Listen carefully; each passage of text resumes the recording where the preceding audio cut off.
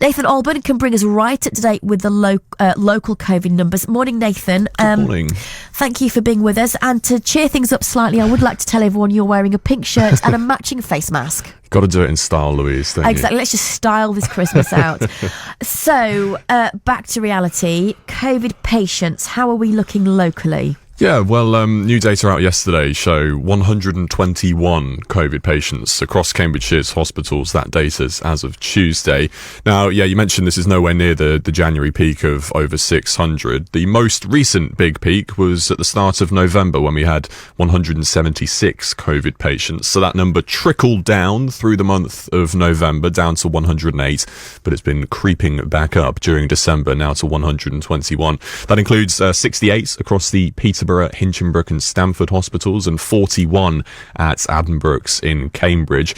There's been a similar creep in the number of COVID patients on ventilators in Cambridgeshire. That number now stands at 21. Wow. In fact, I've been speaking to Addenbrooke's in Cambridge this week. They told me this Omicron COVID wave or tidal wave or tsunami, as some politicians have put it, is still yet to hit them in terms of COVID patients just yet.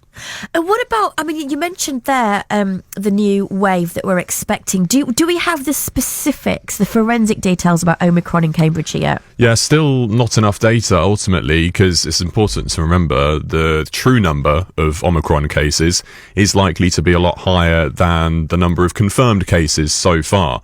So I'll tell you that number. The number of confirmed Omicron cases in England as a whole is nearly 11,000. That includes just under 1,000 in the east of England.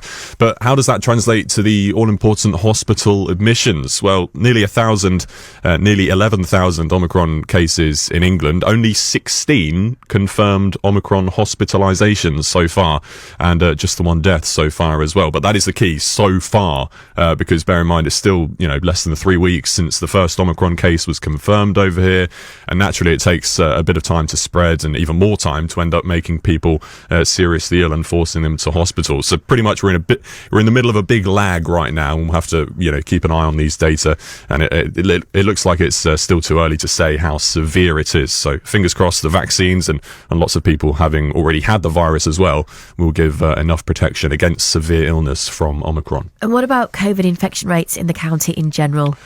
Continuing to rise in some parts of the county, but that's not the case across much of the county, actually. We'll deal with Cambridge first, where the infection rate is still rising, most recently up by nearly a third in a week. That's in the week to the Saturday, the 11th of December. Cambridge has the 5th highest COVID infection rate still out of over 300 areas in England. So Cambridge, the serious area of concern, if you like, at the moment. But putting Cambridge to one side, infection rates are largely falling across the rest of Cambridgeshire. Huntingdonshire and East Cambs in particular showing 12 and 15% falls week on week. It leaves Cambridgeshire sort of straddling the national average, with Cambridge, South Cambs and Hunts all above, and then East Cambs, Peterborough and Fenland all below the national average infection rate. Fenland, by the way, ranks in the bottom 10% of England, so it's a complete split across the board when you look at Cambridgeshire's infection rates. But crucially, remember these weekly data I'm talking about in terms of infection rates,